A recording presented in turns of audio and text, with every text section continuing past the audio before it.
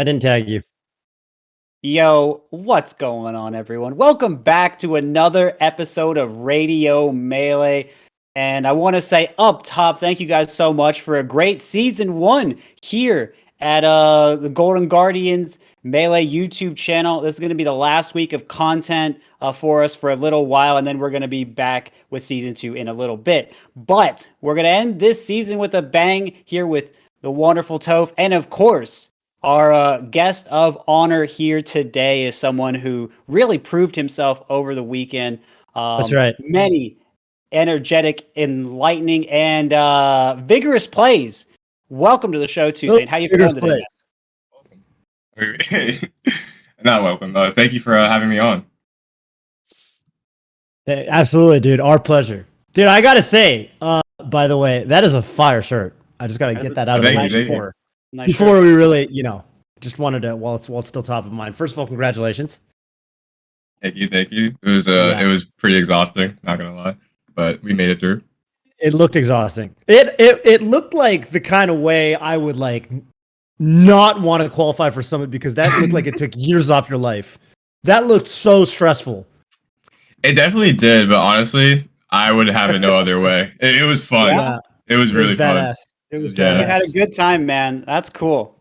I mean, at the end of the day, right, I think, if you lose sight of what you started this whole journey with, you're having fun, you're trying to push yourself, right? I think it might have been you, actually, if I remember correctly, that tweeted a while ago saying, why does this have to be a spiritual journey? I just want to play the game, man.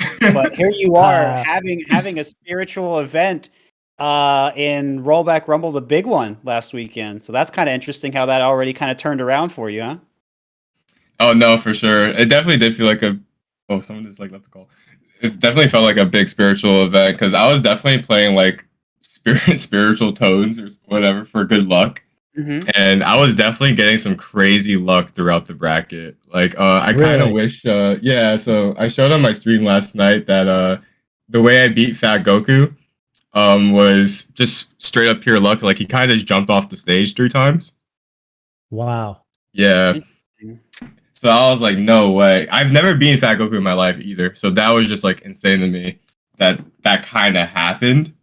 And then I didn't get to play Ginger, which is something I was actually very afraid about, because Ginger is definitely, I wouldn't say a wall for me, but he's probably the scariest person for me to play in that bracket besides Wizard.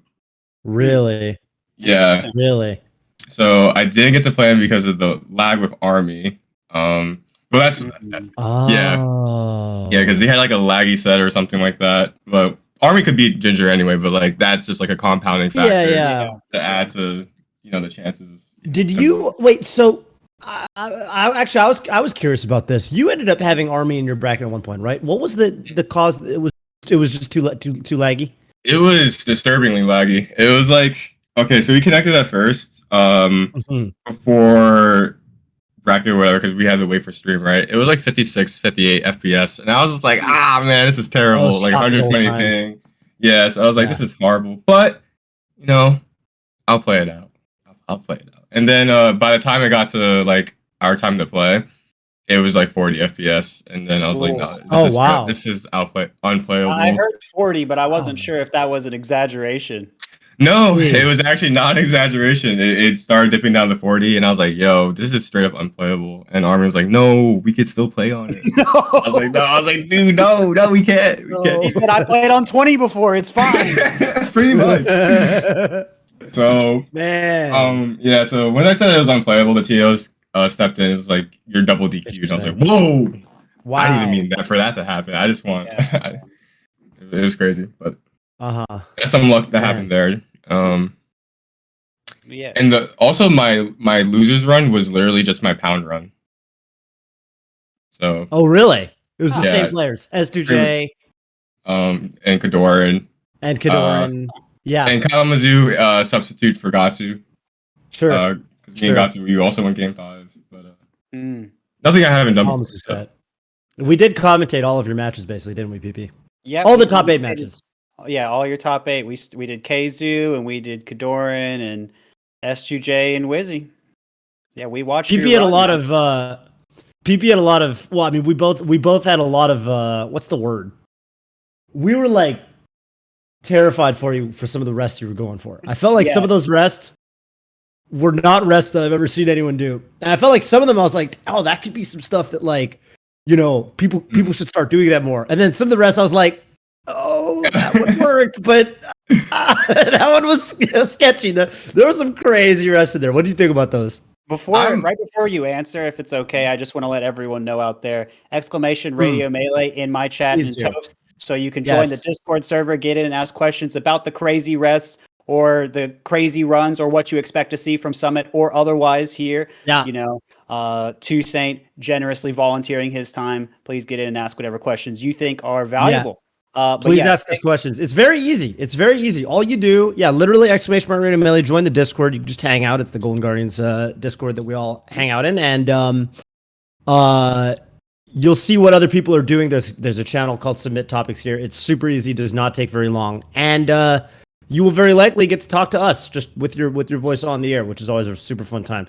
And as I think this needs to be reiterated, it doesn't have to just be questions. It could also be hot takes. If you got some hot, spicy takes, we want those. I actually almost want to say that's what we're looking for is your takes, because I don't just want to hear what you want to ask us. I want to hear what you think out there. Yes, you lovely viewer. So be sure to do that. Back to 2Saint talking about the rests. So sorry to interrupt you. I just wanted to make sure that we could let everyone know. I was. Yeah, we should. No. Yeah, I like it. But so about the rests, I want to say right now that I'm actually surprised that a lot of them missed. That is something. I was more annoyed at that part. Really? You did one where you threw was it Johnny into the corner of FOD, and then you like ran over there and you just raw arrested. And I was like, oh, that should have hit. I don't know why that did not hit, but it actually did look like it should have hit. It actually did look like it should have hit. Let me ask you this. I feel like I think there was another tournament. Was it your pound run that you were hitting a lot of you hit the same roll on S2J on game 5 at the end? Was that the same tournament? Watching you a lot at one tournament where you were hitting rest similarly, and I think that might have been that one. But no, I up aired rested him off the top platform to get him down to his last stock, and I think I just did like a back throw, back air edge guard. Oh, okay, fair enough. Maybe that was a different time or something then. But I remembered watching you when you went on a deep run at something a month or two ago, I believe, and I remember thinking that. I ended up having the same type of thought that your rest percentage it almost felt like it was around 50%, but anytime you could get it a little bit above that with all the crazy stuff you were going for, it looked like you were unstoppable. And then but then you would sometimes like miss 2 in a row, and then it felt like, oh, why is he doing this at all? But it always kind of averaged to around 50. Yeah. Went back and thought about it did.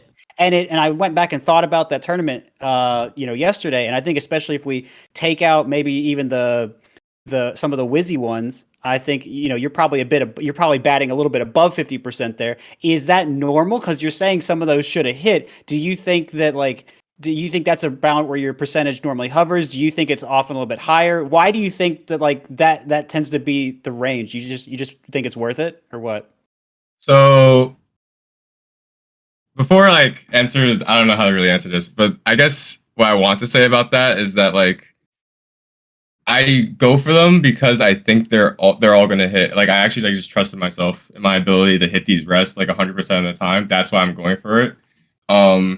They're not Hail Marys. That's what I want to put out there. None of them are Hail Mary rests. These are rests that I've specifically practiced, theorized about. Wow. I go to Uncle Punch. Oh wow. So my Metafy students, I teach them this stuff all the time about how a lot of moves in this game are just straight up restable. Because of 4 leading hitboxes and stuff like that.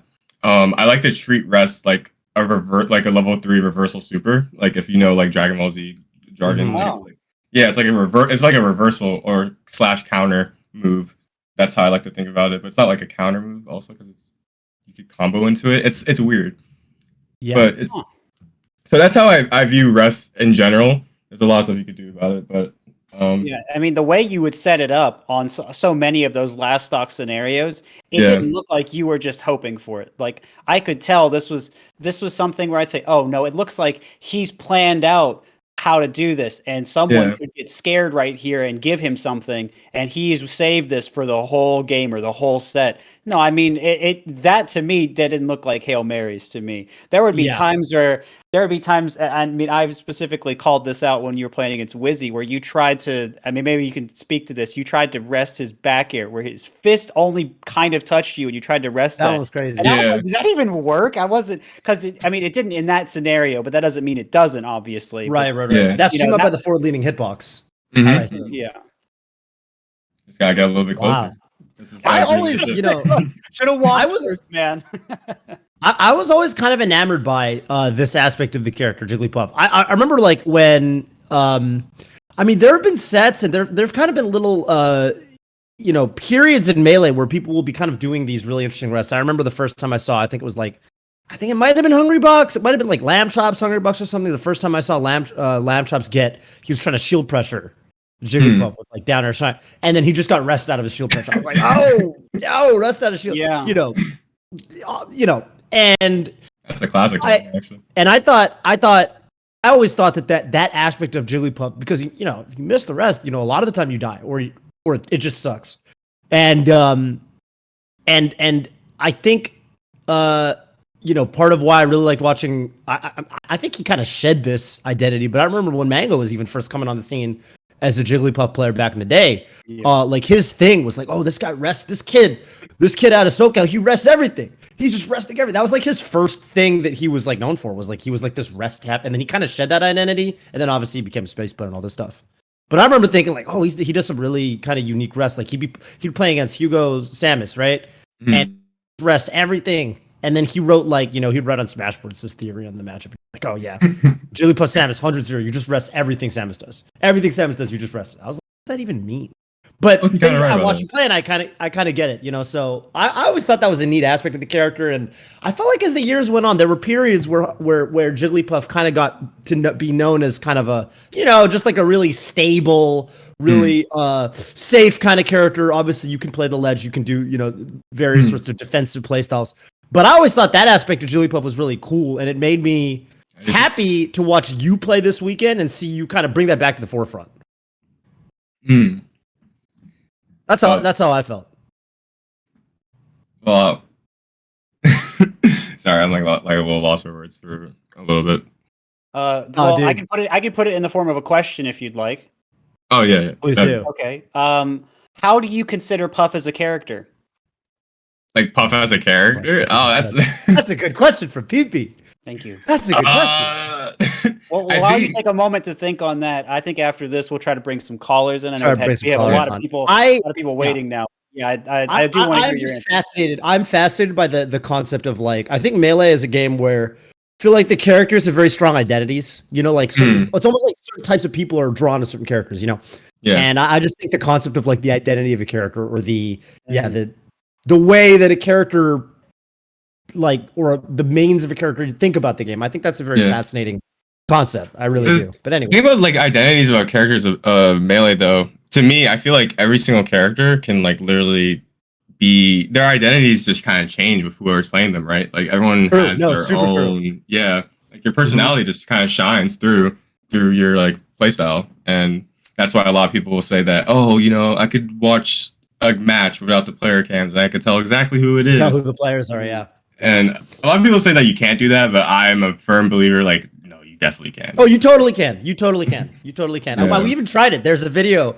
You'd have to go find, it's on YouTube somewhere, but it's like someone made this for Falco and they made it for Falcon, and it was like, guess who the player is. Here's some tournament footage of this player with no names. And I think they also made the videos grayscale, black and white. Because it's like, oh, it's better. It's a green Falcon, must be South, whatever. But anyway, and I think on stream one time I did this and we watched. We got almost all of them right for Falcon, and So you definitely can. Anyway, to answer PP's question about what I think about like Jigglypuff as a character, where she fits in like a character slot, if I really had to, put my finger on it, I'd say grappler-esque, very grappler-esque, because she puts the fear into people's hearts, and you're really trying to just condition your opponent to do what you want the entire time, and then you get the thing, and then you kill off it. But with the inclusion of like rest setups and stuff, which is something I've been trying to push as of late, because the advancements in Melee kind of allow for this type of practice that I can do now, where I can like just go into Uncle Punch and actually practice these things, and it's a lot easier to do instead of like going to a tournament every single week. And just it's like a different form of practice. But so I don't really know where she fits now in that aspect with rest, but it almost sounds like it's evolving for you. Yeah. So it's gonna be interesting to see where she's gonna be in a year. But I will say that's really firm in place is that she's probably the only character in the game that can like choose to play the game, if that makes sense. Like every single neutral interaction is kind of based on if I want it to happen. Right. I mean, there were, man, I really wanted to, this was the change of pace I was pointing out a lot yesterday, how you would take a little bit, especially if things weren't going your way, take a little bit of time, and then you would even slow it down after that. Even if you weren't using a bunch of jumps, you would just wave dash back a little bit more. And I think that's like, you can do that with other characters to an extent, but Puff can do that to a much greater extent. So yeah, Puff can kind of deny the game more if she wants, but I think something that was really unique about you is that not only are you willing to play a little safer, but you're also willing to go absolutely bananas, ham and cheese sandwiches if you want to. Exactly. That's what I love about the character. You literally you could just do that, and no one else really. So I love that about her. Dope. Get you a man who could do both. That's what they say. That's what they say. That's what they say. All right. Well, on that note, it'd probably be good to bring our first caller in, but thank you for the answer too, Saint. Yeah, definitely. All right. Who do we have here? Looks like we got some dope questions this week. What's your name? Where are you calling in from, gamer? Hey, hello, good evening. At least for me, I go by Downgrade Falco, and I'm calling it from Germany. Oh, shout out! Oh hell yeah! Shout out to Germany. I think I'm the first. I'm part German. Germany, actually. I don't know. You are the first German caller. Congratulations! Hell yeah! Thank you. Yeah, I'm a dog kid, obviously. Who would have thought? And I play since. I play seriously since Sleepy came out, so basically like a year now. Okay. And although my name is Downgrade Falco, I actually switched to Sheik, like a lot of people do. Okay. Good luck with that. Yeah, my question is a kind of general one. It's like, who should we look out for as emerging players, and how do you guys think is the top 50 rankings gonna look like? The guy to my right on the screen is probably someone to look out for, I would imagine. Yeah, I had that. Seems like he's on an upward trajectory. That's what it looks like for to sure. me. Yeah, off of both Rollback, Rumble, and Pound. And Gommel. Yeah. And Gommel. Did you also do really good at Gommel? Engineer's Power Gold. I can only remember. I can remember one tournament, 2 tournaments max. But same here, honestly. Yeah. Yeah, it's hard to keep it all straight in my mind, but that's a good question. We should wait. We should each like pick someone and talk about them. Sure. I'm down. So is this only someone that's around top 50 Downgrade Falco who plays Sheik, or is what are we looking for here again?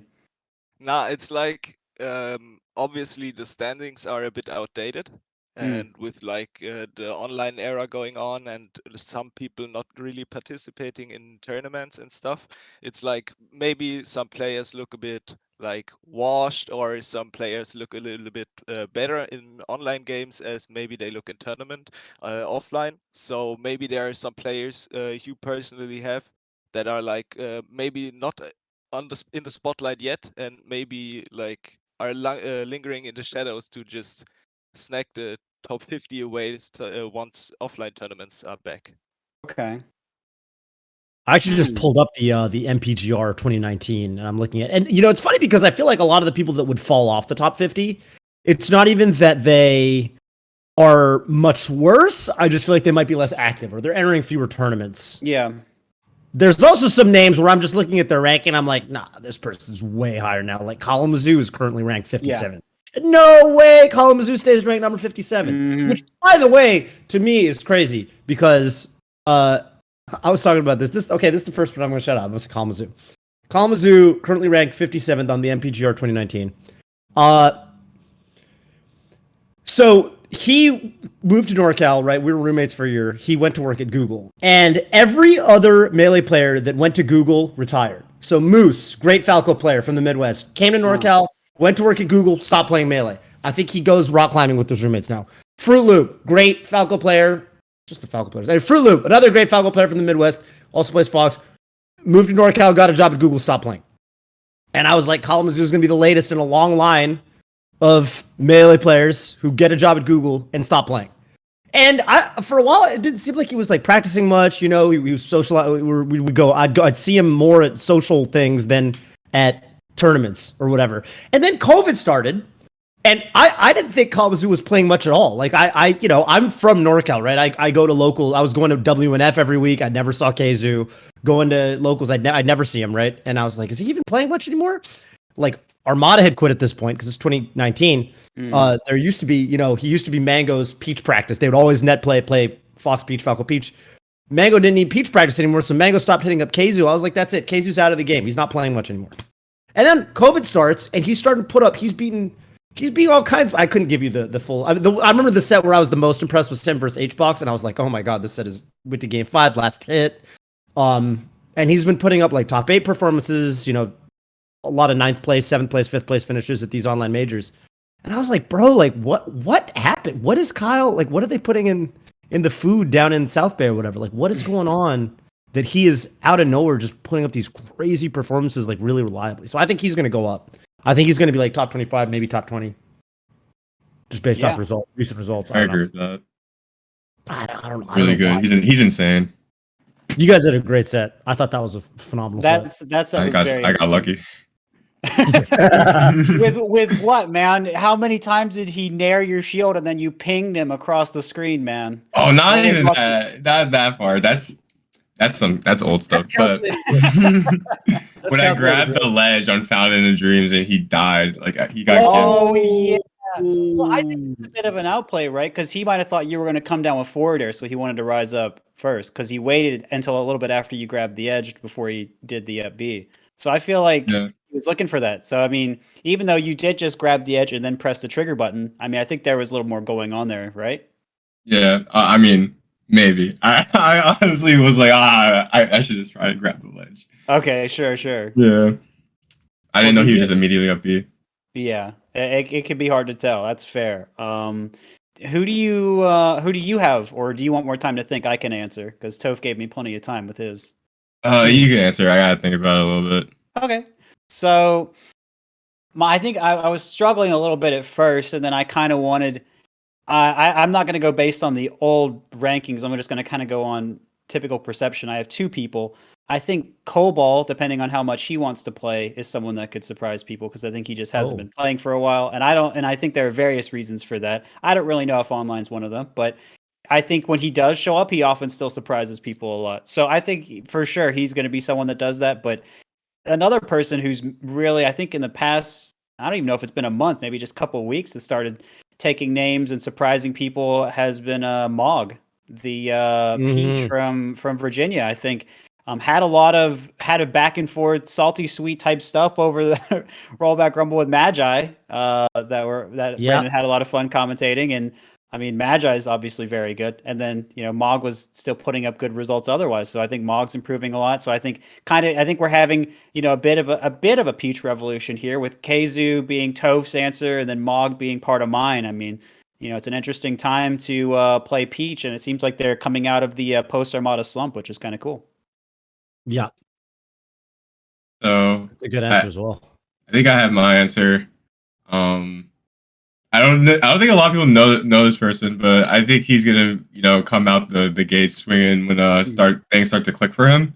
You may have seen him in like Twitch chat a lot of the time. His name is Sika. The Marth.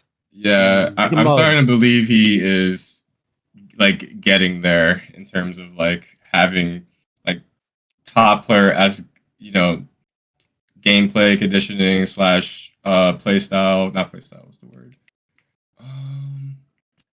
Game plans. That's what I wanted to say. Like having like top level game plans and like going for like percent based stuff. Crouch canceling everything into a grab and then converting into pivot tipper. Just like very clean gameplay. I'm starting to see from him, and he plays with me a lot. He plays with Moki a lot. So those are definitely two matchups you definitely want to be like good at in this meta. Oh yeah. So I see him pulling something off soon. Yeah, I like that. I like that the answer there is someone that has the upward trajectory, but we're not gonna maybe see it for a little bit. And so I kind of like we can kind of revisit that later. You can come back and hit us with the "I told you so." So that's a good one. Yeah, Sika is definitely a Twitch chat crowd favorite. I feel like I did not see nearly as much support for any other player than I did for Sika in the there was some event recently that he was playing in, and people were going buckle off for Sika in the chat. Because the thing about Sika is he's always in Twitch chat. He's probably in Twitch chat right now. He's a legendary stream monster. He's actually he is in Twitch chat right now. There you go. And that's a good answer. That's a good answer. There went 2Saint. He's gone. Yeah, we'll see if we can get him back. But in the meantime, he's also gone from the Discord. Oh dear. Well, in the meantime, Downgrade Falco, who plays Sheik. How did that answer your question? Yeah, it's you guys basically covered the things I would have thought about. Like PP, I personally had like Kobo 2 or like being up on the rise, and I think there are a few more names, but maybe if I can do a quick follow up, if that's okay. Sure. Yeah. Do you have any opinions of your own? No, not like that. More of like a quick like one take gut feeling. Who's the number one right now? Oh, interesting. Total different thing. I mean, yeah, it is. I'm sorry. Hello, can anyone hear me? Yeah, we can. Hey, you're back. Hear you. Nice. If you can get your cam set up back with OBS and Jiggin. Oh, that's okay. Yeah, that's get a link again. Yeah. Gut check right now. Number one, huh? Yeah. Man. PP, you go first. I'm going to say Zane because it seems like Leffen got really demotivated, and I think Leffen for me feels like the other primary contender that's not Mango right now, who I think Zane is up on solidly at the moment. So I don't really have an issue saying Zane. I mean, he's just been fairly consistent. Of course, I do want to really see what this is like at Summit, but I mean, that's what I'm thinking, feeling, all that good stuff. Yeah, Zane would be my easy answer for I mean, it just feels like the thing about Zane is it feels like he steps it up when it really matters. Like I feel like when I watch him play these like long friendly sessions with people, I almost feel like I feel like when I watch him, it looks like he's playing to learn. And then the guy he's playing is always playing to win because they want to feel good by beating Zane in these friendlies. And then I watch him in like, I don't know, Octagon 2, for example.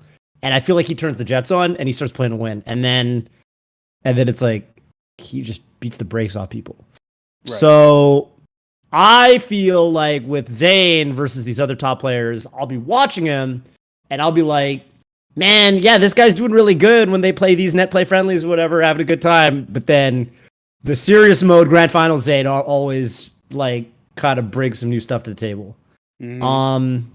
Do want to shout out Leffen though. I will say Leffen. Yeah. Well, I mean, we're not going to get to see him at Summit, so maybe it's not even worth talking about right now. But I'll give a hot take here. I don't think he's demotivated. I think that if anything, I think he's going to be more fiery in a couple months or whenever he gets to actually start getting vaccinated and actually come out to big majors. I expect to see him angry.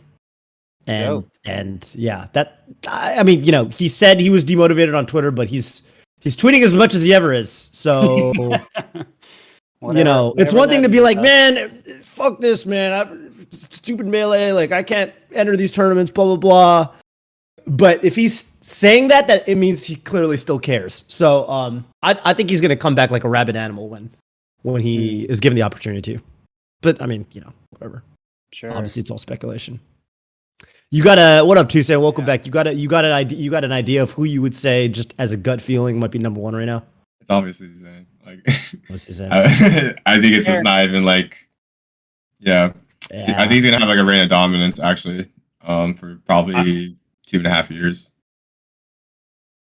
I can see that. The only thing that really holds him back is like his hands. Like he has hand problems sometimes. Oh, yeah, that is true. So I guess we'll see if Hands or Axe or Sheik or Falcon or anything or Mango or anything can stop him this coming week, or 2Saint. I agree. Yeah, so we'll figure that out. But thank you for calling in, Downgrade Falco, who plays Sheik. Do you have any shout outs for us on your way out today? Yeah, thanks for having me. It's the first time calling in, obviously, but I really like the format of the show. I think it's very underrated in esports in general, because like there's Twitter for exchange, but Twitter isn't really the platform for, That's true. let's say, mature discourse. Mhm. So yeah, it can really be a pain to really have a good conversation. And I think like a call-in show is very good. So shout outs to you guys and shout outs to GG Mealy. And yeah, have a good evening. I wish 2Saint good luck in the upcoming week. Heck And yeah, have a good day and have a good show. Thank you. Take care. Appreciate that, Downgrade Falco. That's to Germany again. Finally got to meet Nikki a couple years ago at Air, and now it's super cool seeing Nikki, another German smasher, do really well. It's also been really cool seeing Ice return, right? I think it felt like Ice for a long time, top German player who was kind of out of it for a while, and now it seems like he's playing and entering stuff and doing really well again. Can't wait to see him back at American tournaments. Always really liked Ice. Thought he was a really classy guy. Love his stream music that he plays. I do, yeah. Yeah. I feel like the Germans, they got the good... They got the good tunes. Yeah. They got the vibe. Good tunes. About ready to bring our next caller in. We got Quest on the line. Quest, what's up, dude? Where are you calling in from? Yo, what's up? I'm Quest. I'm calling in from Las Vegas, Nevada. Oh, nice. Yes, Been to some big tournaments there. I don't remember what they were called, though. Yeah, for sure. What's your question for us today, Quest? So I was curious because 2Saint has a very, I guess you could call it, aggressive style of puff. And I was wondering, where does 2Saint's puff have a place in the meta right now? And also, is it possible for him to continue climbing with this aggressive puff without becoming more defensive like HBox? Sure. Well, 2Saint, probably the most qualified to answer this question. Yeah. And so take it away, gamer. I don't even think I play that aggressive. I think I just kind of do what's necessary. In my opinion, like if I feel like I have to play a little bit more defensive, then I'll just do that. If my opponent is getting overran by aggression, I'm gonna just do that. So I don't know what the question, like how to really answer that. I can ask it a little bit differently, or at least the other part of it. Mm-hmm. Do you feel like as you get better, you have to become more defensive? Have you had to do that to get to where you are now? Because that's kind of, I think that's a concern some people have about maybe what your trajectory is going to be like. I think it flip flops. It's like I go defensive and then I just get better. So then I become better than my opponent, and then I tend to just overrun them with aggression. And then I play against someone that's better than me, and then I have to play more defensive. And then I end up learning their kinks, all their little habits, and then I get to play more aggressive. So I really just think it comes with the knowledge that I have about who I'm playing against, rather than like the meta per se. Because when I play against Zayn, right, or something like that, I could just go in because I know everything he's gonna do. But if I didn't know anything he was gonna do, I would have to, test the waters, right, and play a little bit more defensive because he's better than me. And that's what I tend to do. Like against SJ, the first time I ever played him at Ginger's Pot of Gold, I had to play a little more testing the waters because I don't want to just run in, get dinked, don't know why I got dinked, and then you know. So I like to think of it as playing smart rather than aggressive, defensive. It's just whatever matters for the moment. Yeah, I mean, it's also probably important to point out that when you're playing defensive, you're not just waiting necessarily. You might still be faking. You might still be playing defense, like acting like you're going to go in, or you might be playing defense in different ways to see if you can draw them to you. I mean, there are ways to play defense that are going to be different than just trying to frustrate your opponent, trying to make things take as long as possible. And so it kind of sounds to me like you're thinking about defense like that, but you're also thinking about it as a way to get information. So honestly, the more experience you get against playing against these players, which Summit's going to help with, it almost sounds like the more you're going to be switching up your style and actually doing more aggressive things because you're going to learn how everyone plays. Exactly. Yeah. That's a pretty inspiring, and I think for many of the fans that love aggression, comforting answer. I don't know if you have anything else you want to say about that, Toph. I think no, that sounds about right. I think being people, I guess aggressive is kind of a loaded word in Melee, you know, and it's such a sliding scale in terms of like pure non-interactive play to like pure looking for engagements whenever possible. But yeah, I do think that at least being able to scrap is, you know, ultimately really important. And like 2Saint absolutely just would not have gotten the success he had this weekend and in recent weeks if he wasn't able to represent that kind of active style of play. So yeah, it's important. Yeah, and I mean, yeah, Jigglypuff is ultimately a character that like, I mean, she's weird because her weaknesses are like different than some of the other top tiers. Like her out of shield game's kind of mediocre, you know, like she's got slow jump squat, all this stuff. But at the same time, yeah, she's got some real strengths that you know, she can do some pretty crazy stuff when she's on top of you. So yeah, I think you at least want to be able to do it to because you know, if you know your opponent can't, then you can just kind of disrespect them in some ways. But yeah, I will say though, I'm definitely more comfortable being the person like I guess aggressing my opponent rather than like playing on the defensive because I definitely shine more where I'm just in someone's face, you know, and I'm getting the hits in. Why do you feel that is? Because I'm hitting them. Sure. Yeah, that'll do it. Before you hit them, when you're going after them, you still feel comfortable with that, right? Like the before part? Yeah, like so you're still moving towards them. You're still applying pressure in some way. Do you still prefer that as opposed to waiting? Oh yeah, definitely for sure. Okay, so why is that? Because I feel like I'm gaining information about them. I'm not really gaining information across the stage. You know, okay. You know what I mean? I'm not beating my opponent. I'm just across the stage. Nothing's really happening. So yeah, it seems like you prefer interacting with the opponent. You prefer trying to get the information in real time, making things happen up close. So yeah, I mean, so even then, it sounds like the defense is just a way for you to get more information for you to play your offense, and so people don't have to really worry about you camping people out long term. I mean, maybe I guess there's always that possibility where like there's some strategy and you're just like I just don't know what I'm going to do about the way someone's doing this, and so I have to take a lot of time or I have to play safer, and maybe you end up making that choice. I don't know, but it sounds like for the majority of your sets against the vast majority of top players, it seems like that is not your intent, and it doesn't seem like that has been your intent, and it's not what you've been doing. Yeah, pretty much. It's just I just play to whatever I have to really do to win. Sure. Yeah. I have a question for you, actually. Maybe this is pivoting the question a little bit from Quest. So, Quest, I'm sorry if you feel like this is hopefully you feel like this is at least tangentially related. 2Saint, what do you think about? Because this is a player that I think people were really kind of big on right up until the start of COVID, and then I think we kind of stopped hearing about this player. What do you think about Michael? And Michael's man, I was as soon as you started framing it, I was like, "Oh, is he really going to ask?" I want to hear the answer to this question. I want to hear the answer to this. Yeah, I'm curious. I actually love playing against Michael. Not gonna lie. How much have you guys played?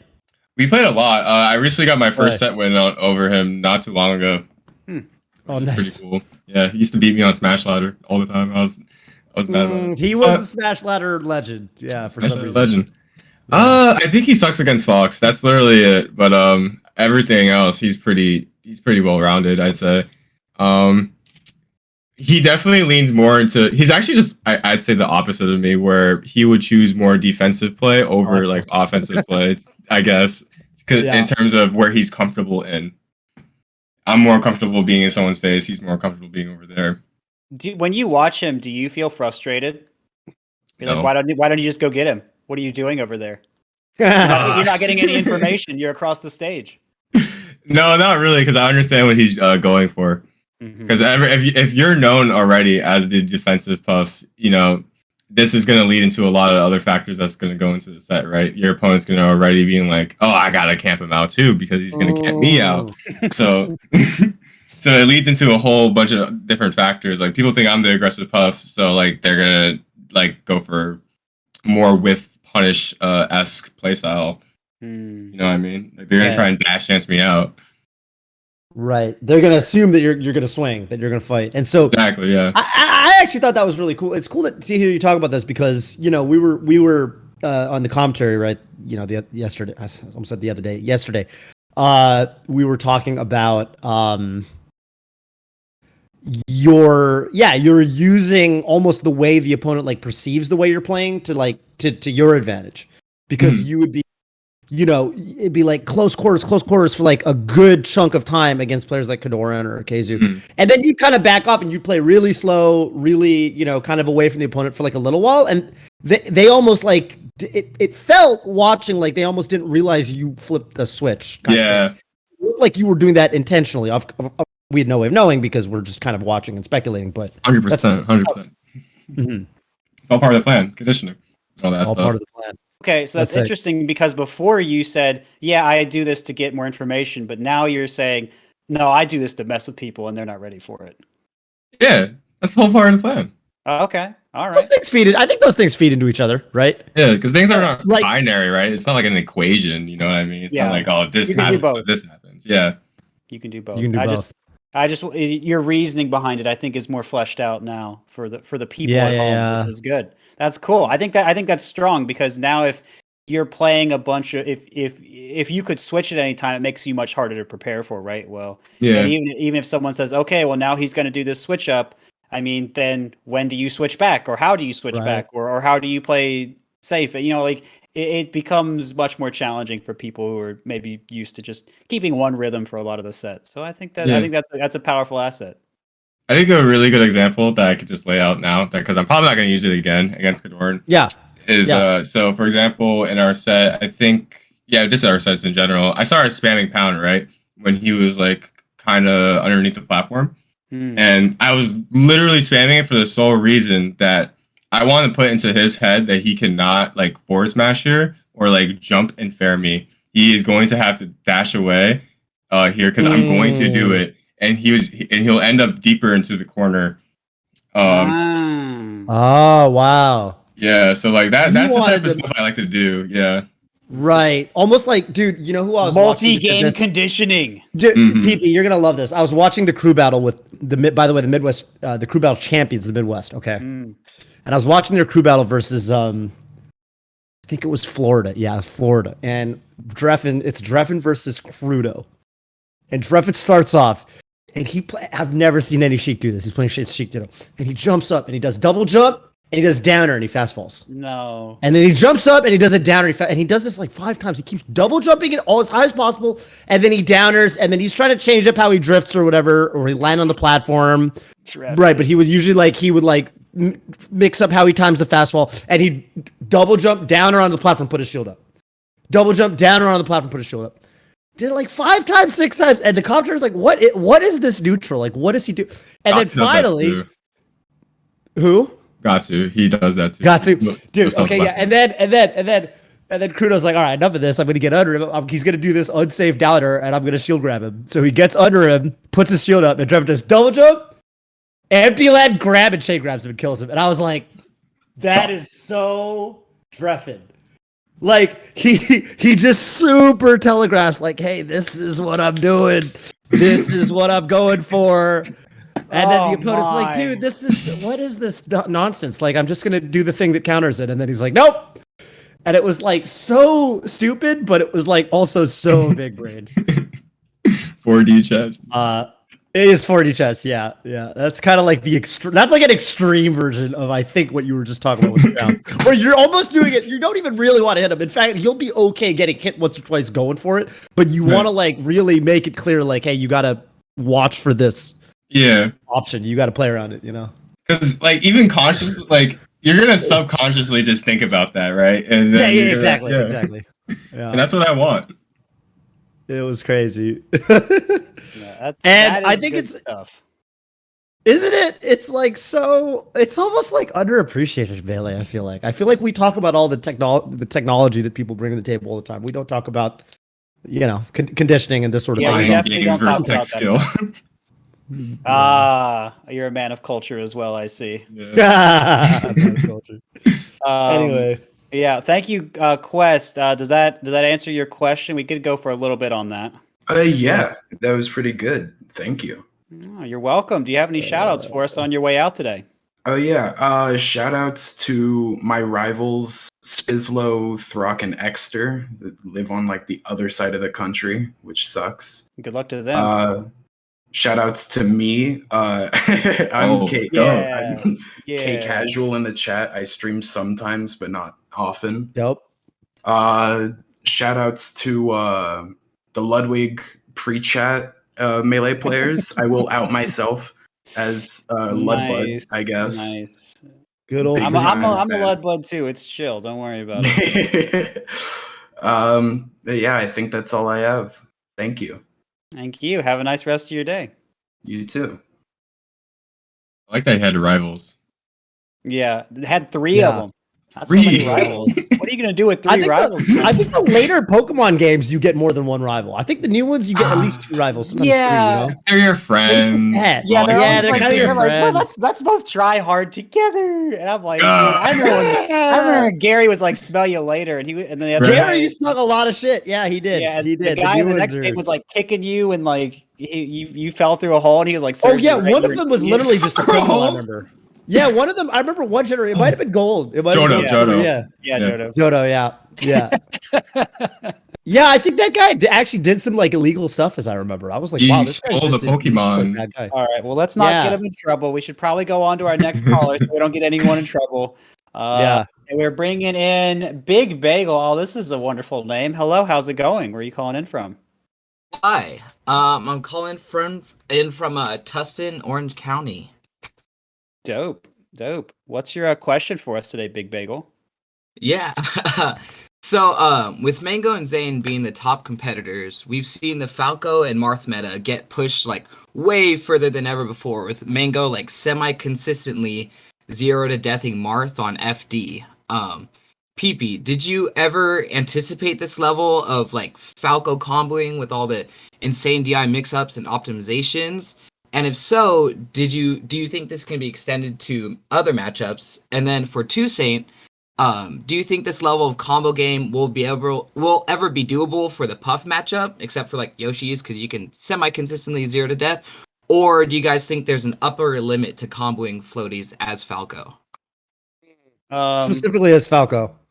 Yeah, specifically as Falco. Sure. If you can't tell, I'm a Falco main. That's fair.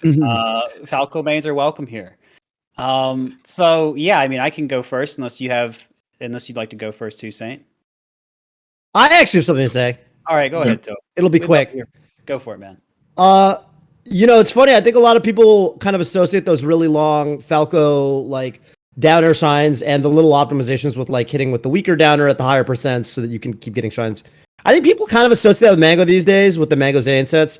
But I remember the first time I saw that was at Zenith 2013 with maybe it was 2012 with PPMD. Sorry, Dr. PP versus Mewtwo King. Remember that? And I was like, dude, what? I didn't know you could combo Marth like that. That's crazy. I thought you had to do like one or two and then you got to up tilt or something. But you kept shining him. Yeah, you can. So you were onto this. You figured this one out a while ago. Yeah, I know some things about this. Yes, and there are a lot of things that I could say here, but I think what I'll say is that I'm not sure Mango is 0-deathing Zane all the time. I think that would be very, very good for Mango. I think it'd be very hard for Zane to beat him if Mango every time he was touching him was killing him. But that's not really the melee world we live in, at least not yet. And I think a big part of that is just because at 0% when you hit Marth, even with a down air shine, his percent makes it such that you can't get a true follow-up, even if he's regular DIing, let alone SDIing the following down air you're about to hit him with. So that alone makes it pretty hard. But so you can go a little bit, you can extend that and say, okay, well, if you hit him at like 20 and you do a down air shine, can you kill him then? And you kind of can, but there are things like slide offs on platforms. There are certain SDIs that make it hard. Sometimes the Marth will just go off the stage and then it becomes about edge guarding and not about comboing. Sometimes the Marth will just go high and they'll just SDI up all the time. And then you literally cannot combo. You have to start back airing him or something. Is that still a combo? Kind of, but it's kind of weird. So, and this is, leaving some nuance out, but I do think there are things that can go further. I think particularly, I think the ability to juggle Marth further with back airs in the situation I talked about, very important. I also think the edge guard, very, very important. And that would be great, right? Like imagine instead of Mango opting for just comboing more, he instead opts to push Zayn off the stage a little more because he's like, oh, well, why would I do these longer combos? I could just get a kill. But I think I guess Zayn's recovery has become good enough. And the Falco edge guard on Marth maybe hasn't been optimized enough, or however we'd like to say this. Maybe Falco, if you'd like to think of it this way, you can say Falco cannot edge guard Marth well enough. Whatever you want to say, but I think it makes it hard pressed for the combos to be finished a lot of the time if Zayn has multiple options to make it back on the stage. Even if he up B's on the stage, he could slide off to edge even above 100. He lots of things. He could Omsa tech, lots of things that can be done there. So. Do I think it'd be pushed farther? Yes, if only because of the edge guarding. But I think there is more that can be done. I think we could probably find more ways to optimize like the very low percent. I think the better Falco gets at getting people out of the very low percent, even if it requires like something like a read, I think it's worth it. And I'm sure 2Saint could probably empathize with this. Because that gets you to the place where Falco can just go nuts. Once you hit like 35-40%, you just go ham with Falco a lot of the time, and then that's just combo city. So that's where he wants to get you, but it can be hard to get people there. So in other matchups, I think Puff being able to SDI now, and I think her having a little bit more options against even Falco's up throw makes it a little bit harder for Falco. But there are things like the forward throw, back throw mix up that make it a little bit easier for him to do some things. Certainly be curious to see what 2Saint thinks about that. If he knows about that. There was the Shy post a little while ago. I remember that. But yeah, I've talked about it a little bit, but yeah, I mean, I think Mango has done plenty to push a lot of the combo game, bring up a lot of things, but I do think there's more that can be done. But will it ever be perfect 0 to deaths all the time? I doubt it, just because SDI and slide off are so good. I want to iterate what you were not iterate, but piggyback what you were talking about, the edge guarding part. I feel like that's something that gets looked over a lot when playing against Marth. I think that needs to be worked on the most, not really just the combo game. I feel like the edge guarding part is what's really setting people back. And imagine you just grab Marth by the edge at 10 and you're like, oh, guess what? You have to be scared now. Right. But that doesn't seem to, be the case. And as soon as that gets like worked on a lot more, I'd say that Marth will be a little bit less scary for most people. Yeah. And Falco versus Puff, I think the problem for Falco is that all his throws use his lasers, right? Besides forward throw.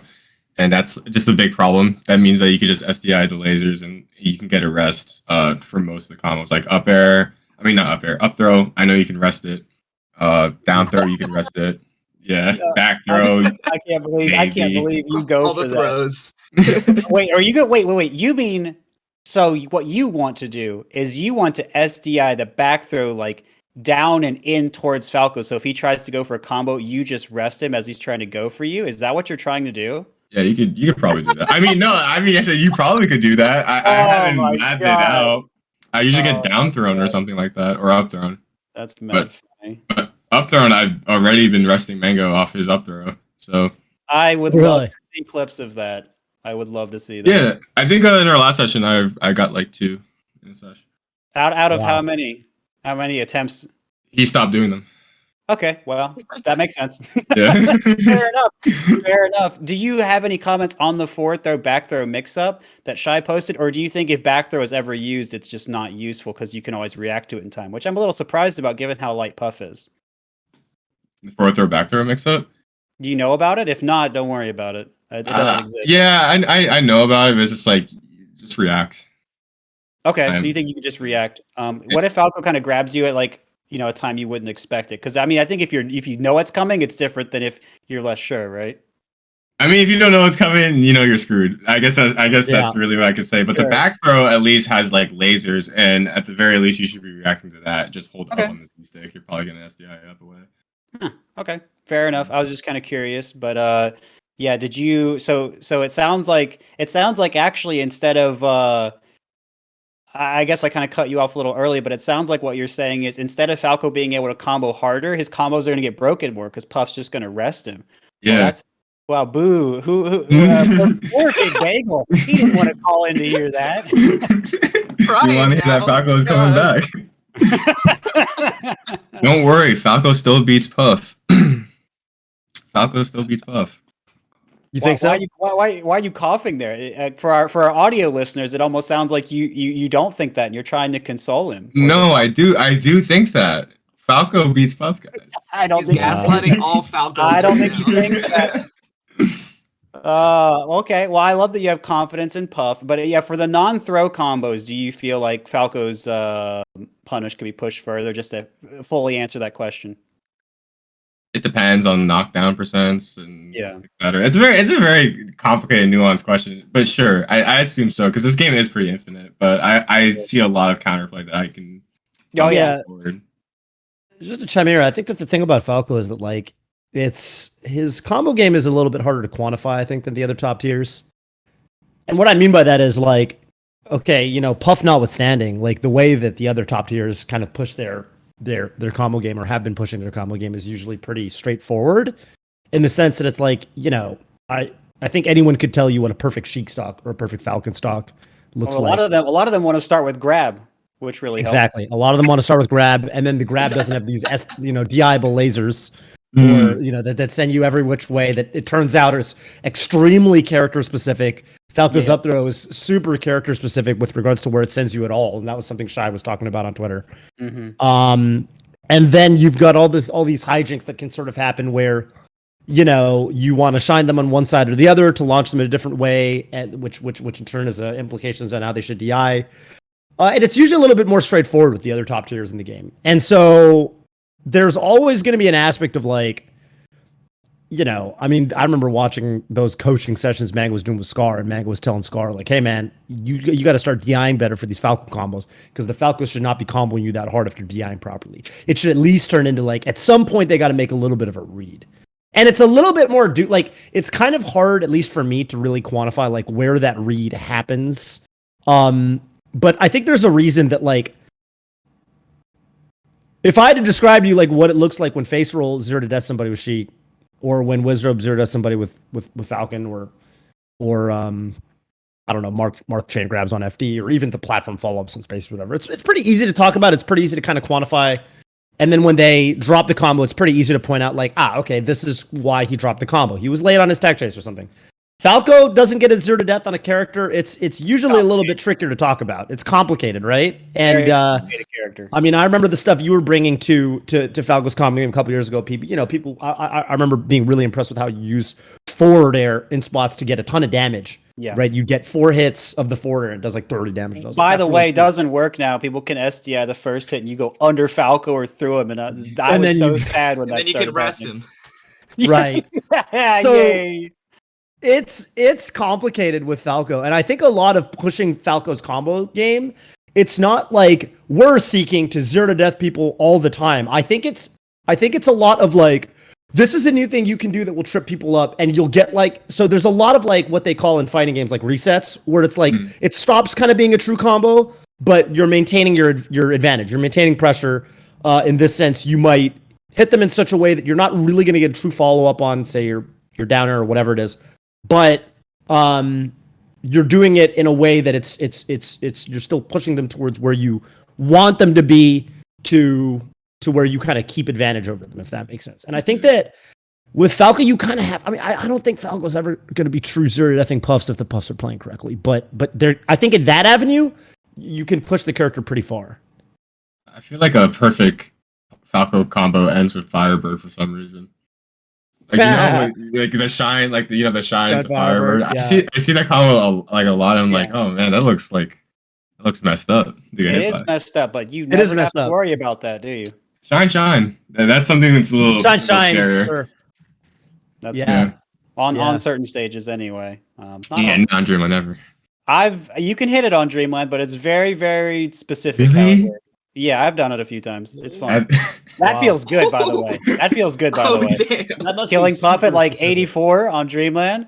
You don't have to do an Wow. edge guard. You're like, Yeah, that is crazy. so it can happen. Again, it's it's not reliable. You ain't doing that every game, but it could happen. So there's hope for you, Big Bagel, is what I'm trying to tell you. Thank you. All this talking has led me to like one little follow-up yes or no question. Just do you guys think Falco's grab game is like the worst part of his kit?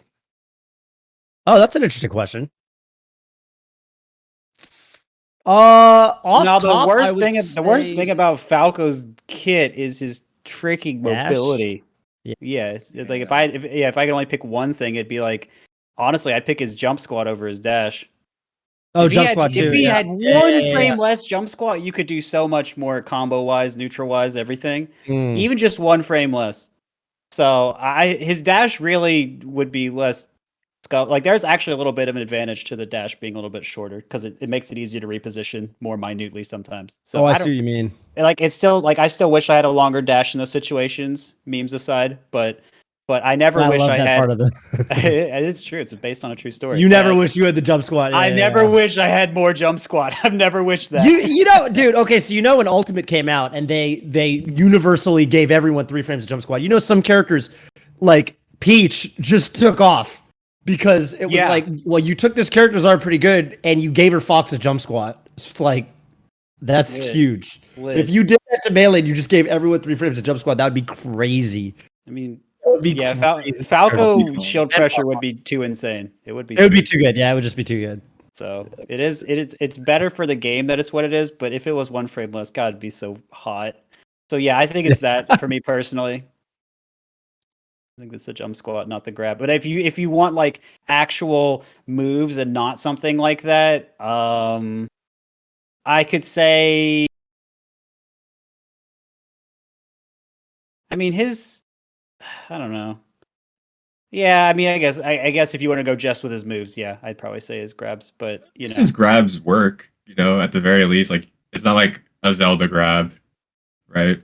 yeah, it's not Zelda. That's woo. Let's go, hey, let's Not go. Zelda- not Falco, Zelda not grab. Zelda. Not a Samus Yes, grab. the bar is take that. high. You can still shine grab. Woo, and you can get so much off of it. That's true. That's true. Yeah, That's true. Stage. yeah. So it's yes or no to you 2Saint. Is grab the worst part of Falco's kit? I guess. I guess I like the jump squat answer though. Yeah, Mm-hmm. just give me one frame. The funny is, One frame left. funny thing is the mobility and the jump squat. It kind of feeds into the dash in a way, especially the dash one really does because like I think part of the reason his grab game is weak. Yeah, it's the throws themselves. They're a little tricky to follow up on sometimes, but yeah, his mobility kind of ties into that. Dude, the amount of like- times I have tried to dash off a platform or off the edge of the stage and jump, and I get like all but one of my frames, and then I just run off the stage, but I thought I was gonna jump, and then I just down air, and I'm just like, the combo would have been so cool, but you silly bird, and that's happened to me so many times. And so I just want the one frame, man. But I really do think it would change a lot. But again, maybe it would be a problem. I don't really know, but it would be hot. I'd be here for it. But yeah, the grab thing is, I mean, even his grab follows would be better if he had one less frame too. But so it would change everything. But yeah, in terms of like a move, I don't know. I think people like Falco's down tilt. I don't. So I don't really know. That could be my backup answer. Oh, you don't? No. It's It gets a little punished short. on it can get punished on shield a Yeah. lot. It often doesn't shield Yeah. stab, and you got to be close to shield stab, and so you can just get grabbed and die instead. You can't really combo into Mhm. it, and if you could combo Mhm. into it, it's probably better to do something else.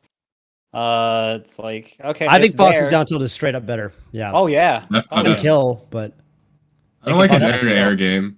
I think he like loses air to air interactions a lot. Mm. Falco? Yeah. Like I could see that. Yeah, against a lot of characters. Like, Yeah, you it's could- funny because yeah.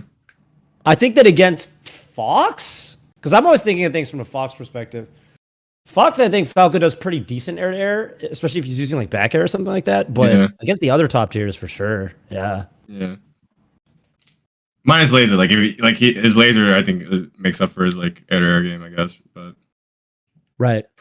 Yeah. Well, either way, that roughly answers it for us, Big Bagel. Thank you for calling in. Yeah, good question. Yeah. Any shout outs? Thank you so much. Yeah, definitely. First, shout out to the Santa Cruz Melee community. Yeah, that's where I like started playing Melee, and it's really dope guys out there. Heck yeah. Yeah. Second, shout out to my friend Mitch who showed me Melee like freshman year of college, and now I'm Mitch. like Melee's the dopest game ever. Heck yeah. And then shout out lastly to Golden Guardians for hosting dope ass Yeah. content like this, signing some of the best people. Yeah, I just really love what they've done for the community, and I love what all you guys done for community. Also, shout out to 2Saint's shirt. That's fresh. That's a great I story. love that. Damn, looking good. Looking But good. yeah, thank you so much for having me. I really appreciate it. Yeah. Take care. Have a good rest of your day. You too. You too. All right. That was a lovely caller. Hopefully, we saved the Falco Nation now. Very cool. Yeah. Yeah, Um, definitely. I guess we're ready for our next caller. And we have Kogs. What's up? Where are you calling in from? What's up, y'all? What's How up? you doing? One sec, I gotta mute the stream. All right. Yo, first of all, dude. congratulations to 2Saint from all of Capital Region and New York. We're so proud of this guy. Hey. I destroyed my headphones popping off so hard when he won his summit spot. That's crazy. Oh, I think I Alright. saw that on your Twitter too, Saint. I think you retweeted that or something. So Yeah, yeah. Kogs is my boy. We went to college together. Oh, that's dope. That's dope. So dope. Cogs, what's your question for us today, or just you want us to mourn your headphones? All right, so this is a question for 2Saint, but it also goes for the rest of you too. Okay. Who are the Okay. players who have affected your play style or changed your views about the game the most? Ah, I can start. I'm not sure if 2Saint wants to start, or you want to think about it a little bit. I gotta think about it. Yeah. Okay, sure.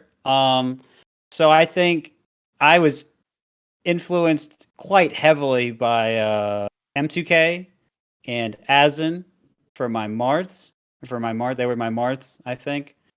And then I think DeShizwiz and Lamb Chops did a lot for my Falco. I think Zoo and Mango did some, certainly too. I would say Mango more than Zoo, just because of Mango's longevity. mhm. And those are kind of like the early influences. In terms of, I think someone that really shaped so much of my views about the game, that outside of the game, so much it was Drug Fox. He talked to me about so many things, and I mean, I remember in 2014 I had a conversation with him where he had me thinking about.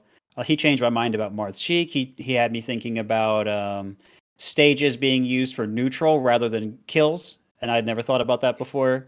So yeah, I mean, really forward-thinking guy with the game. Sees a lot That's of really things coming. interesting that you mentioned stages being used for Yeah. for neutral. I feel like yeah, we did used to kind of obsess over Yep. We were. FD's the chain grab stage. Yeah. And then it's like Dreamland's got a higher ceiling. But yeah, now some people take Puff to Dreamland so they can camper, right? So it's like that. That's Yeah, certainly changed everything. yeah, definitely. So yeah, and the last one for me would be Cactuar. I mean, you guys have seen the doc. He's changed my mind about things in and out of the game. Quite a big deal. So Yeah. that's it for me. So there's a lot of people. But yeah, in terms of play style, I think Cactuar also influenced that a lot through a lot of the work we did. So yeah, that's going to be it for me. So for me, you woke in a memory for me actually, PP. Talking about Mewtwo King as your first person, because that is like the first person that made me actually change like everything I thought about this game. He showed me that there's basically like rules to this game. Yeah. And ever since then, I've been like just kind of trying to break them. To be honest. I like that. It's very defiant. You're like, oh, okay. So you think this is the way it is? Huh? I'm going to show you there's more to it. Yeah, but I still use his rules though. There are some rules you should abide by traditionally, at least. Sure. Yeah, I respect that. That's cool, man. Was there anyone else, or because I kind of cut you off? It really is just Mewtwo King, I think, honestly. Wow. So no Puff influenced your playstyle. Like you weren't like that was even my question. Because I thought like maybe you saw Mango's Puff and you're like, oh yeah, I want to play like that, but it doesn't sound like that's the case. I'm just kind of curious. I don't think I really had like I want to play like that mindset towards any of the Puffs. It was more just like he's good. Okay. Can I ask you a question? Why did you start playing Puff? Because I think for a lot of players, they gravitate towards like what attracts them to. It'll happen in one order or the other, where they pick their character and then they look for footage of obviously good players playing their character, so they can kind of get inspiration on stuff to do or what they should be practicing, what they should be doing better, or they have a favorite player and then they say, hey, I'm gonna model my whatever. Yeah, is there a reason that you? Anyway, go ahead. Oh, sorry. I mean. So, like, Kogs already knows this. I started off with Zelda, then I went to Fox, and then I dropped Fox because my best friend made Marth. And I was like, I can't deal with this. A story as old as time. Yeah. Wow. So I picked up Puff literally because I heard Puff could duck the grab, and wow. So that's where that all started. Oh, Kirby also ducks the grab. Could have been a very different life for you. Okay, so I switched from Zelda because I saw Materialist. Okay. So from that perspective, he had to have known. Yeah. Kirby was also pretty bad. So. As it turns out. Good answers. Toph, what about you, man? I think in the early days, especially Mango, a lot of it. I think Mango had this kind of way of playing. A lot of spacey players I think are enamored by Mango. Sure. And Silent Wolf a lot. A lot. It was to the point, who the hell was I playing? I was playing somebody good on Slippy, and no, this wasn't Slippy. This was Smash Ladder because there was text chat, and then the guy was like, I used a Smurf name back then. And then he was like, all right, GG Silent Wolf. Mm-hmm. I was also playing Axe on stream one time. He was streaming, and I was playing really well against Axe, and it was just friendlies. But then he was telling his chat like, I think I'm playing Silent Wolf. I think this is Silent Wolf. That's so cool. Apparently, yeah, right. So I've been mistaken for more than once, which is pretty funny. Obviously, I mean, I played a lot with him when I was coming up. Like, I would take the bus to his house for an hour and a half, and I'd play with him for like 8 hours and then go home. So obviously, I drew a lot from his playstyle. And in particular, I like that he had a very control-based playstyle, and I think that people used to think of him as like a text kill monster, but I think especially when he started actually getting good and taking like really big names in tournament, he had a very controlling kind of play style. I love the way he played. I think it was so underrated the way he really approached things. I thought it was really cool. It was cool, right? Yeah, I think I'm still really enamored by that. When I play like other fighters, he had a methodical way of doing things, and I really kind of felt like he almost took like his speedrun knowledge where it's like, okay, I'm going to compartmentalize my actions. I'm going to do this type of thing if this sort of RNG type thing comes up. And I don't think he saw it so linearly, but I think it played out in that way a lot of times. And then he would be like, okay, here's this punish, and I'm not going to try and overextend, but I'm going to try and get this good position, and then we're going to try and play the RNG of what comes next. And I thought but I'm going to do a really good thing, a really cool type of setup that's my own, that I lab out, speedrunning type of way to approach this, and then it can get me a kill. And I just thought like the way he innovated, the way he thought, the way he didn't waste a lot of movement, I thought it was all really cool. So I'm certainly glad to highlight him. I love that you air quote the RNG like that, because I know exactly what you mean. There was this I can give you an example of this exact thing you're talking about. I remember when he played, there was an Evo where he beat Leffen, and one of the edge guards he did to close out one of the games was so classic recovery situation. So Leffen's in his up B, it's like last stock, and he's in his up B off the stage at roughly like a height where he can go up or straight. He's at about side platform height, right? So he could go down to the ledge, or he could go up, a lot of angles he could do. And Salov does this like really high double jump up, and then comes down with the back air that is timed to hit the exact horizontal angle. And it looks kind of funny. And then I was talking to him afterwards, and he was like, dude, for some reason, I've just noticed that when people are at that height, maybe this isn't true anymore. I think as people got notches and stuff, they started going, I think the recovery meta kind of shifted, but at the time he was saying, this 2014-15, you would do this double jump and people would always go horizontal Firefox for some reason. And he's like, so I will just do it as like for some reason, Spaceys love to, when they see that double jump, they think you might either cover high or they think you might fast fall and go to the ledge. So they go horizontal trying to burn you, I guess. And he's just he'd anecdotally noticed that if you do a backer there, 90% of the time it hits. And yeah, it's not RNG, but it's like a setup, and it's not strictly, people kind of pigeonholed him as this very like technical, very by the book, almost the way they talk about Hacks Money these days kind of player, but I really don't think they're similar players at all. And because a lot of it was this kind of player specific conditioning, and this kind it was really interesting. It kind of reminded me of what you were saying earlier with the pounds to kind of make your opponent think a certain thing, It's kind of, you just kind of notice like players in this situation tend to go for this. And you kind of build a little mental model of little moments in matches based off that. Yeah, it was really cool. And he was really good at that. I just remembered one person also that actually influenced me a lot. It's Zane when he was like kind of starting out. He was like doing a lot of edge cancels and stuff like Insanity days. I remember that. Like, I was like, that's a thing? You could do that? And that's been a big part of my 2017 type of playstyle. Yeah, I could see that. Interesting. So you wanted to edge cancel a lot with Puff then upon seeing that? Mm-hmm. Oh. I have like a long routine list actually from 2017. I think it's still on Twitter actually.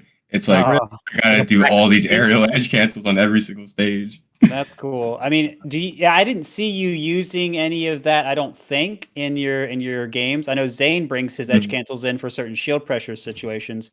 Have you thought of trying to connect with your younger self who loved Zane's edge cancels and bring those in a little bit?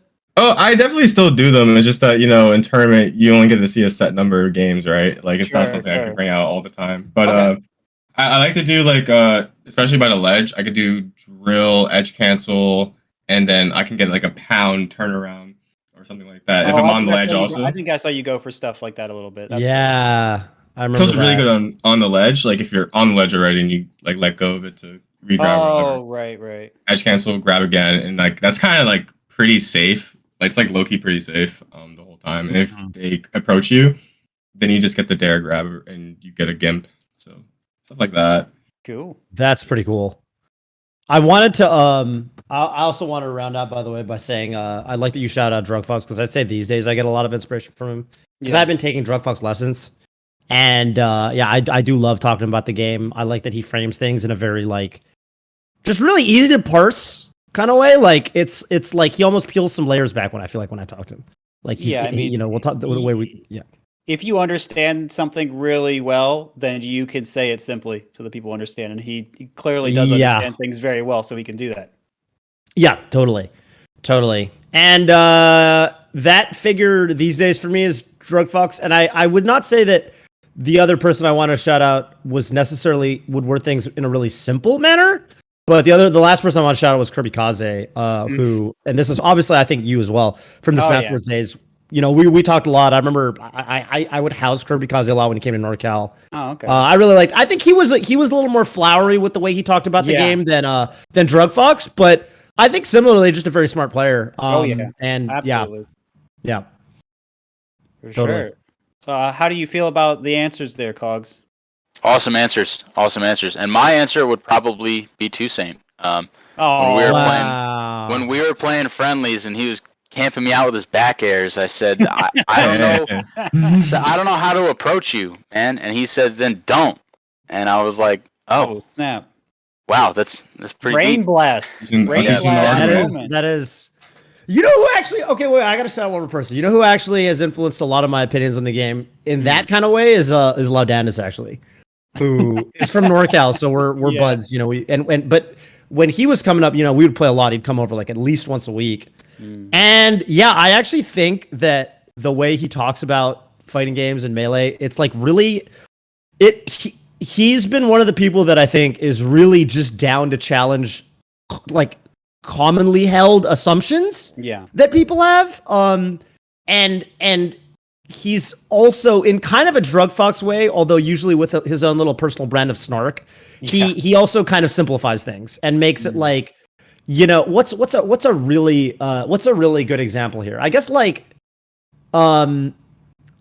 shoot, I mean, it's not even actually one of the examples I just thought of things that he made me feel really interesting about was I remember, man, one time we were talking about just like playstyles in Melee, and he was telling me like, he was like, dude, I think we were talking about aggressive playstyles and stuff like this, and he's been one of the people. Okay, so he's been one of the people I think that has really, kind of crystallized to me that like he would be like, dude, what do you mean when you say aggressive? You know, because I think especially with a lot of West Coast spacies, they're like, you know, we play really aggressive, you know, really aggressive. And then it's like, are you really playing aggressive, or are you just going onto the top platform and then coming down with the laser? And then if you get the laser, you're doing a combo, and if you're not, then you. And you know, right? So it's like, are you really? And then you know, and we talk about it and stuff like this, and it's just been. It's been cool to have someone where I feel like I can talk about the game and not worry about them having kind of just regurgitating opinions that everyone else is regurgitating. It's cool to have somebody like that. Very refreshing. Yeah, have someone with a different take that'll just be up front. You just bounce it off of for sure. Right. Yeah.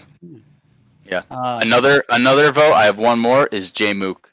That guy is the hidden bosses of hidden bosses, man. We got to get that guy. I'm really excited to watch more J Mook. People know about him more now. I'd say he was getting some good results for a little while there. I love J Mook's cheat. He's super fun to watch. He's fun to watch. Like the new Swedish delight in terms of like not really playing, but like we're like forcing this guy to play because he's so good, and that's kind of like the story. So like Swedish like that. Swedish was I've heard stories because this is like before my time, right? Like from Kirby, like he's like, oh, he's so good at the game, but like he doesn't really play. He doesn't even practice really. Yada yada yada. But, you don't know why they're so good. Yeah, you don't even know why they're so good. They're just so good. And J-Book is kind of like our era of like the Swedish life. It's like, yo, J-Book, please play the game. You're so good at the game. Please come to these tournaments. He's like, nah, man, I gotta do something else. What's he gotta do? What could be more important than going to Melee tournaments? School, and he's just a cool guy, dude. He's just popular. He's going. Yeah, he's a popular dude. He's going to the hottest club. Yeah, wearing the freshest clothes. You know, exactly. You got his hottest babes. Out. You know, he's doing it big. Being a Chad. That's how it is when you're just a Chad Sheik player, dude. That's what those Sheiks will have that I'll never have. Yeah, for sure. Damn right. Also Chad, too. Kogs also a Chad. That's really funny. Well, thank you so much for calling in, Kogs. Glad we got to have you on here, supporting your homie, all that good stuff. You got any? I assume you've already done your shoutouts, but you got any more shoutouts for us on your way out here for us today? Shoutouts to GG. Shoutouts to Mr. Ordinary, Birdman, and the entire UAlbany team. Sand, 2Saint, Lumble, Pie Plate, and I'll even throw a pig in there. Why not? Well, thank you for calling in. Thanks, guys. Have a good rest of your day. Same to you. Bye. Later. What a homie. I think we might actually have one more caller. We did start a little bit late today. Yeah, let's see if we do. So, I'm not sure. Yeah, let's see if we do. Ultimately up to no more callers. Okay. Getting word, no more. We're getting word. Yo, thank you to everybody who joined us real quick for this week.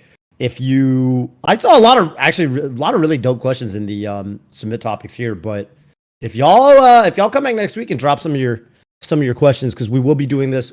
Usually we do this Tuesdays. Obviously this week Summit is a thing, so we had to we had to kick it forward today. But come back next Tuesday if you drop your question in. I think it's very likely. No, there will not next Tuesday. Oh, not next Tuesday. Oh, we're taking a break. Right. Okay, so it's going to be we'll talk about in a couple weeks. Yeah. I mean, that's a good point. A variable amount of time. That is variable amount of time. Right. Okay. So speaking of Summit, I think we can kind of wrap. But I want to ask 2Saint first. We somehow haven't talked to him about it yet. You're going to Summit, man.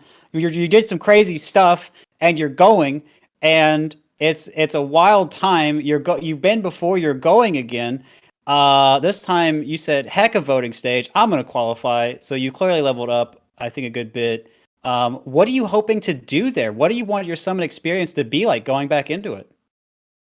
I want to beat Zane. That's actually my main focus. Actually, Wow. Wait, what did you say? I want to beat Zane. Oh, okay, yeah. That's a sick Well, goal. what's your well? I guess you don't have to go into What's your detail, plan? but what's your plan for that? It seems like he's not bad against Puff. No plan, all heart. So Yeah. I wish I could show you my screen, but I literally have a folder of all 500 games we've ever played in friendlies. I'm on like episode 256 around. Been watching all our games since the beginning of time, trying to see everything I could do to get better. And honestly, I love the Marth matchup. That's just like my favorite thing to lab out. So if there's anything I could do at Summit to like prove how good I am, I think also you that would would prove do it. something about Puff. Yeah. You would prove things about Puff if you're able to do that, right? Because I mean, Zane hasn't lost to Puff in quite a while now. So it would be very cool if you're able to do that. I wish you luck in your binge watch anime journey of the games. Hope you have fun with that. So it seems like you feel like you're excited for it, and everything like that. When is the last time you played Zane? I think like last month or something like that. Okay. Oh, you mean like a tournament? Tourney? Tourney, but I was asking for both. But sure, let's go with tourney now. We played once, and we got a really funny clip. Zane. Okay, I'm not gonna actually bring it up because I want you guys to go watch it, but it's a funny clip. But anyway, I got 3-0'd, but hey. Well, I mean, you can get 3-0'd, but were the games close? Did you have? They were pretty close. They were pretty close except for one of them. But that was 2018, and I'd say wow, I was not that good. I mean, it's been a while, right? I mean, your results have minute. climbed a lot since that time. I mean, especially in the past year, but I mean, especially in the past 6 months. I will say, actually, I think I'm now so confident because I know friendlies don't matter, but hey, a friendly set. I took one for the first time. I still have yet to take a friendly set off Cody. And that's like, yeah. So like taking a friendly set off Zane was like kind of huge to me. That's at least a confidence booster for sure. Yeah, it's a big confidence booster. But like I know he plays completely different in tournament. Like I've experienced it firsthand. He just does it. He does. But I also do. So I think that's something that's going to be very interesting to see if I get to play him. Cool. So you've got no mafia plans, no basketball plans. You don't really care about your placing. Oh. You just want you don't care about beating anyone else. You said get me in a pool at some point with the man Zane, the Red Marth, and I want to give him everything I've got. That's your only goal. Yeah. Wow. I want to meet him on the mountain. That's dope, sick. man. Yeah. That's hype. Well, I guess I thought there was going to be more we're going to dig into there on that, but I also kind of love that. I mean, how interesting too is it that you got in with a win on a Marth to get in there to have the chance to play Zane. Interesting. A very good Marth. Very good Marth. He's pretty good. Yeah. So, really, I'm interested. I'm interested to see what that's like. I mean, you're preparing a lot for it. Well, I guess We also could. I will beat Zane at Summit 2Saint. That's for the audio listeners. That's what we have on screen right now. Very exciting. Yeah. Toph, you got anything else for him? Because that's it for me. I think I was really curious, but I mean, this man's hungry. I almost feel like I feel intimidated to keep him away from his Zane VODs now. Yeah, no, I just wanted to say, hey, I'll see you there, man. I'm flying out tomorrow, and looking to have a good time watching you play. Very excited. One thing I do want to do actually, I want to play you in Guilty Gear. Well, I'm gonna bring my PlayStation 4 actually. Yeah, I told them that I really want to make sure they have a setup. Got my stick right here. Oh, let's go. You're gonna bring your stick? Yeah, I'm gonna bring my setup. So should be. I wish you did an event with that actually instead of like what is it? It's like USA. I don't know, like Olympic. I don't know what they're doing. Some kind of side event. Oh, Olympic. Doubles? Olympic doubles. We could run a side bracket. And who's going to stop us? Yeah, that's true. We can just run a side bracket. Let's do it. Run it. I don't know if they're gonna put it on stream, but I mean, we can stream it. We don't. It hasn't been on stream. Heck yeah. Yeah. All All right. pride. All pride. I wish All Leffen right. was now. I'm trying to get a shot at Leffen. I'm so tired. I never got to play Leffen in Grand Blue. I think I could have. I don't know if I would have beaten him, but I think I could have made him salty. Leffen No, is man, having it's- more and more reasons to come to the U.S. now. That's right. That's right. I'm just trying to whet his appetite. You know what I'm saying? Sure. Yeah. All right. Well, speaking of things that might interest people, I want to thank everyone again for coming out today, but also for watching all of Golden Guardian Season 1. It's been a lot of fun. This is going to be the last week of content for the season. Once again, if you are just listening now, we'll be back after a short break, indeterminate amount of time, not too long, but a little bit. And then we're going to try and make things even better for you all. And so very glad that everyone called in today. Very glad Toph's been hosting this with me for a little while. It's been great working with you, man. And 2Saint, thank you so much for coming on. It was a lot of fun to get to know you better. And congratulations on your wins and getting into Summit. Thank you. And thank you so much for having me on. Glad to have you. Looking forward to watching you as well. All right. That's right. That's going to do it for us today. Thank you guys so much for tuning in to Radio Melee. We will see you after a short break. Take care.